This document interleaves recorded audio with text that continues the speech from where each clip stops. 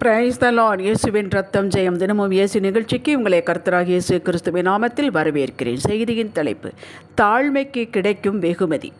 ஆதார வசனம் பிலிப்பியர் 2:8-9. அவர் இயேசு மறுரூபமாய் காணப்பட்டு மரண பரியந்தம், அதாவது சிலுவையின் மரண பரியந்தமும் கீழ்ப்படிந்தவராகி தம்மை தாமே தாழ்த்தினார். ஆதலால் தேவன் எல்லாவற்றுக்கும் மேலாக அவரை உயர்த்தினார். தேவ வைராக்கியம் உள்ளவர்கள். தாழ்மை, அன்பு இவைகளெல்லாம் வினை சொற்கள், அதாவது செயல் வடிவம் நாம் கொடுக்கப்பட வேண்டியது. ஆவியின் கனிகள் 9: அன்பு, சந்தோஷம், சமாதானம், நீடிய பொறுமை, தயவு, நற்குணம், விசுவாசம், சாந்தம், இச்சையடக்கம்.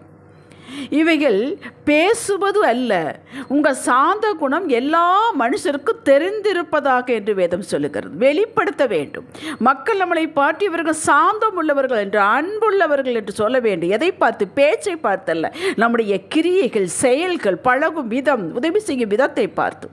பிலிப்பியர் 4:5 சொல்லுகிறது, உங்கள் சாந்த குணம் எல்லா மனுஷருக்கும் தெரிந்திருப்பதாகும். அன்பு இல்லாவிட்டால் ஒன்றுமே இல்லை. அன்பு சகல பாவங்களையும் மூடும். கிரியை இல்லாத விசுவாசம் செத்தது. விசுவாசத்தோடு பொறுமையை இணைத்து கொண்டு காத்திருந்து வேத வாக்கியின் மகிமையை பெற்றுக்கொள்ளுங்கள் என்கிறது வேதம். நம்மளை உற்சாகப்படுத்துகிறது. வீணான மனுஷன் நம்பி வீணா போய்விடாதே, உன்னை அவன் ஏமாற்றி விடுவான், உனக்கு கிடைக்காது செய்யாது என்று பிசாசின் பேச்சை நம்பாதே என்று சொல்கிறது. சமாதானத்தை தேடி அதை தொடர்ந்து கொள்ள வேண்டும். தேடுதல் என்றால் நமக்கு ஒரு முயற்சி எடுக்க வேண்டும், ஒரு விளக்கரையும் செலுத்த வேண்டும். சும்மா வராது. நம்ம ஆண்டவர் வேதம் நம்மளை இப்படி உற்சாகப்படுத்துகிறது. சந்தோஷமாய், கர்த்தருக்குள் சந்தோஷமாயிருங்கள், எப்பொழுது சந்தோஷமாயிருங்கள். பிலிப்பியர் 4:4. இதையெல்லாம் நம்ம அசட்டை செய்யக்கூடாது. ஏதோ வேதத்தில் ஒரு வருகிறது என்று மனப்பாடம் பண்ணி கொண்டிருக்கக்கூடாது. வாழ்க்கையில் அபியாசப்படுத்த வேண்டும். பாருங்கள், இவைகள் நாம் செயல் மூல உலகத்திற்கு காட்ட வேண்டும் என்பதுதான் தேவனுடைய பிரியம். இதுதான் நாம் தேவனோடு ஐக்கியமாக இருக்கிறோம், அவருக்கு கீழ்ப்படிந்து நடக்கிறோம் என்பதற்கு அத்தாட்சிகள். அவர் எப்படி நிரூபிக்கிறாரோ, நான் உண்மை உள்ளவன் என்று நிரூபிக்கிறாரோ, வாக்கு தத்தங்களை நிறைவேற்றி நிரூபிக்கிறாரோ, அப்படி நமக்கு நிரூபிப்பதற்கு சந்தர்ப்பங்கள். தாழ்மை பண்பை எப்படி காட்டுவது? அவருக்கு கீழ்ப்படிந்து நம்முடைய சுயத்தை மறைத்து கீழ்ப்படிய வைத்து வேத வாக்கியங்களில் நடந்து தேவனை எல்லா காரியங்களையும் மகிமைப்படுத்துவதே தாழ்மையாயிருத்தல். தெய்வ பயத்தோடு நடப்பது.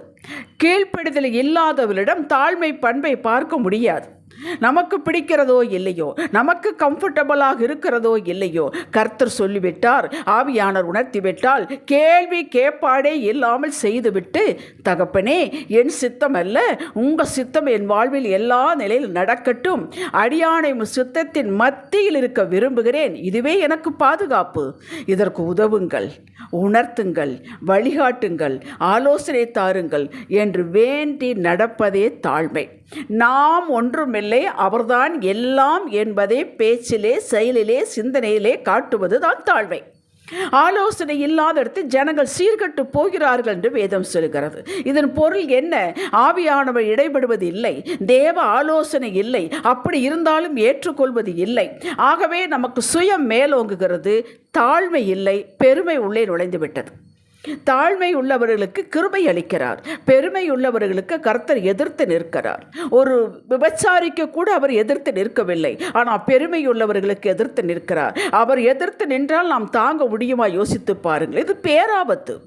இதை நினைத்து பயம் கொண்டவனாய் தாவீது இப்படி சொல்லி ஜெபிக்கிறான், உம்முடைய ஆலோசனைப்படி நீர் என்னை நடத்தே முடிவிலே என்னை மகிமையிலே ஏற்றுக்கொள்வீராக. சங்கீதம் 73:24. இது தாவீதுடைய சங்கீதம் அல்ல, இது சங்கீதக்காரன் ஆசாவுடைய சங்கீதம்.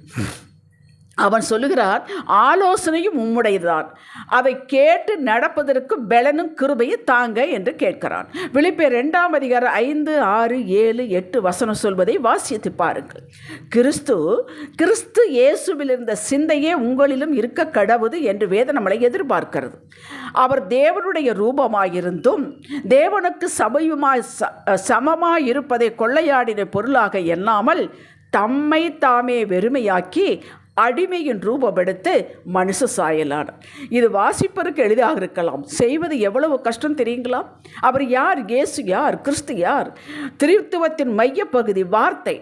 அவர் சகலத்தை விட்டுவிட்டு பரலோக அந்த எல்லா நன்மைகளையும் விட்டுவிட்டு தம்மை அடிமையாக ரூபம் எடுத்தார். அடிமையின் ரூபம் எடுத்தார். சகலத்தை உதறிவிட்டார். இவருக்காகவே இவராலே சகலமும் படைக்கப்பட்டது என்று வேதம் சொல்லுகிறது. இப்பேற்பட்ட மகத்துவம் உடையவர் ஒரு நோக்கத்தோடு பிதாவின் சித்தத்தை நிறைவேற்ற பூமிக்கு வந்ததை அறிந்து தம்மை வெறுமையாக்கி கொண்டார். பிதாவின் கட்டளை எடுத்துக்கொண்டு பிதா என்ன சொல்கிறாரோ அதையே தான் சொல்கிறேன், பிதா எதை செய்வதை காண்கிறேனோ அதையே தான் நான் செய்கிறேன் என்று சொல்லுகிறார். இவர் அற்புதங்கள் அதிசயங்கள் நடத்தின போது எல்லாரும் தேவனை மகிமைப்படுத்தினார்கள். செய்கிறது நான், மகிமை அவருக்கா? ஒரு நாளும் அவர் நினைத்ததில்லை. அவரை மகிமைப்படுத்தினால் அது என்னை மகிமைப்படுத்துவது, என்னை மகிமைப்படுத்தினால் அது பிதாவை மகிமைப்படுத்துவது. எல்லாவற்றை துறந்தார். அதாவது பெரிய பணக்காரன், எல்லாம் ஐஸ்வர்யவான். நீங்கள் வேதத்தில் வாசித்திருப்பீர்கள். நீர் எல்லாவற்றையும் விட்டு தரித்திரத்துக்கு கொடுத்து விட்டு என் பின்னாலே வா என்று சொன்னவுடன் அவன் துக்கமுகமாக திரும்பி போய்விட்டான் இயேசுவை விட்டு. இந்த செல்வம் இருக்கிறது, சகலத்தை இழப்பது கஷ்டம். ஒன்றுமே இல்லாமல் தரித்திரன் நான் எல்லாவற்றையும் இழந்து விட்டான் என்று சொன்னால் அது நகைப்புக்குரியதாகும்.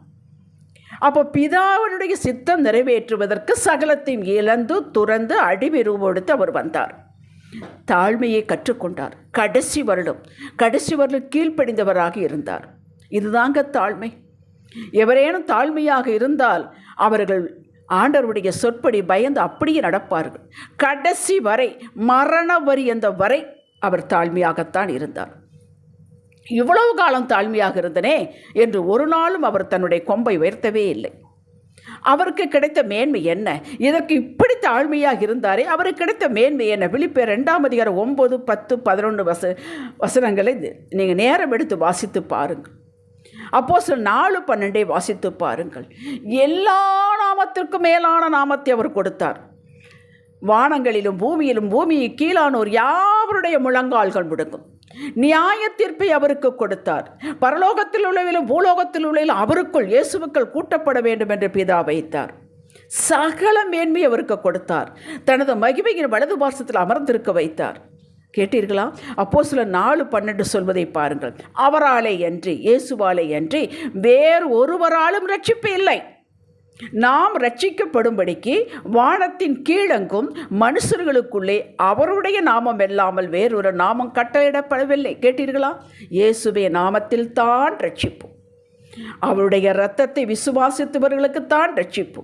அவர் பாடுகளை ஏற்றுக்கொண்டவர்களுக்குத்தான் ரட்சிப்பு. எவ்வளோ ஒரு மேன்மையை கொடுத்தார். சகல அதிகாரமும் வல்லமையும் நியாயம் தீர்க்கும் அதிகாரத்தையும் பிதா இயேசுவுக்கே அளித்து விட்டார்.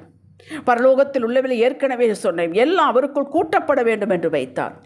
இவ்வளோ பெரிய ஆசீர்வாதங்கள், மேன்மையிலும் அதுக்கு மேலே ஒரு மேன்மையே கிடையாது. அப்படித்தாங்க நம்மையும் வைப்பார். அந்த இயேசுவின் சிந்தை நமக்குள் இருக்க வேண்டும். என்ன சிந்தை? நான் பிதாவுக்கு கீழ்ப்படிந்து இருந்தேன் என்று சொன்னார் அல்லவா, அதுபோல் நாமளும் இருக்க வேண்டும். நாம் எப்படி மரண பரியந்தம் தாழ்மையை காட்டுவது? கர்த்தர் நமக்கு என்ன செய்வார், என்ன செய்ய போகிறார் என்பதை நீங்கள் யோசிக்கவே வேண்டாம். இதையே நினைத்து கொண்டிருக்கக்கூடாது. நாம் என்ன செய்ய வேண்டும்? அவைகளை நீங்கள் கற்பனை பண்ணி கூட பார்க்க முடியாது. எவைகளை உங்களுக்கு செய்ய போகிற வெகுமதிகளை, பரிசுகளை, ஆசீர்வாதங்களை. எபேசியர் 3:20 வாசித்து பாருங்கள். நீங்களும் நானும் செய்ய வேண்டியது சிம்பிளாக புரியும்படியாக சொல்கிறேன். நாம் ஒன்றுமே இல்லை, நம்மால் தனித்து செயல்பட முடியாது.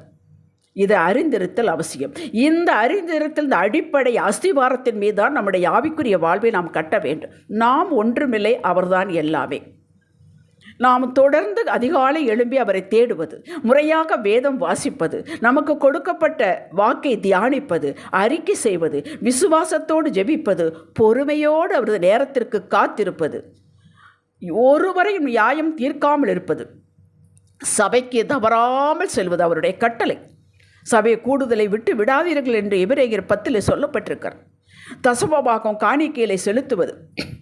கர்த்தர் நம்மை 24 மணி நேரம் கவனித்து பார்த்து கொண்டிருக்கிறார் என்ற சிந்தையோடு நம்மை சிறுகப் பண்ணி, அவரை நமக்குள் பெருகப் பண்ணி, ஆவியானவர் உணர்த்துவதை, வசனத்தின் மூலம் பேசுவதை உன்னிப்பாக கேட்டு அப்படியே பிறழாமல் நடப்பதே தாழ்மையும் தேவனுக்கு பிரியமான வாழ்வு. என்னங்க இவ்வளோ பெரிய லிஸ்ட்டை கொடுத்துருக்கிறீங்களே என்று மலைப்பாய் பார்க்காதீர்கள். இதையெல்லாம் உன்னிப்பாக வாசித்து பாருங்கள், கேட்டு பாருங்கள். நாம் இதை செய்து கொண்டு தான் வருகிறோம். 1-2 காரியங்கள் விட்டு போயிருந்தால் இன்று சேர்த்து கொள்ளுங்கள், இணைத்து கொள்ளுங்கள். நாம் ஏற்கனவே சொன்னபடிதான் இதற்கு கர்த்தர் கொடுக்கும் வெகுமதி ஆசீர்வாதம் பிரமிக்கத்தக்கதாக இருக்கும். ஏசப்பாவுக்கு எப்படி கொடுத்தாரோ அப்படி நமக்கு இம்மைக்கும் மறுமைக்கும் வேண்டிய சகலத்தை சம்பூரணமாய் கொடுப்பார். 2 பேதுரு 1ஆம் அதிகாரத்தில் வாசிப்போம். ஜீவனுக்கு ஏதுவான நன்மைகள், ஆத்மாவுக்கு வேணான நன்மைகள் அத்தனை ஒன்று கூட விடுபட்டு போகாது. தொடர்ந்து செய்யுங்கள், நிலைத்திருங்கள், அவ்வளவுதான். உங்களிடம் வந்து சேரும். உங்களை தேடி அநேகர் வருவார்கள், வர வைப்பார். எங்களுக்கு இந்த ஸ்லாக்கியம் வேண்டும், எங்களுக்கு கர்த்தர் வேண்டும் என்று வருவார்கள். அப்பொழுது நீங்கள் தாழ்மையோடு உங்கள் சாட்சியை பகிர்ந்து கொள்ளுங்கள். ஜெபிக்கலாம். தகப்பனே, நீரே உம்மை வெறுமையாக்கினீர், மரண பரியந்தம் தாழ்மையாக இருந்தீர் என்றால் நாங்கள் எம்மாத்திரம் ஐயா? அப்படியே தாழ்மையாக இருப்போம். நீர் கை திறந்து கொடுக்கும் ஆசீர்வாதங்களை பெற்றுக்கொள்வோம்.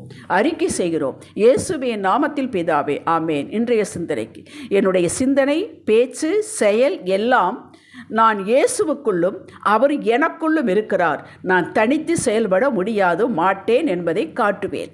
ஆமேன். அல்லேலூயா.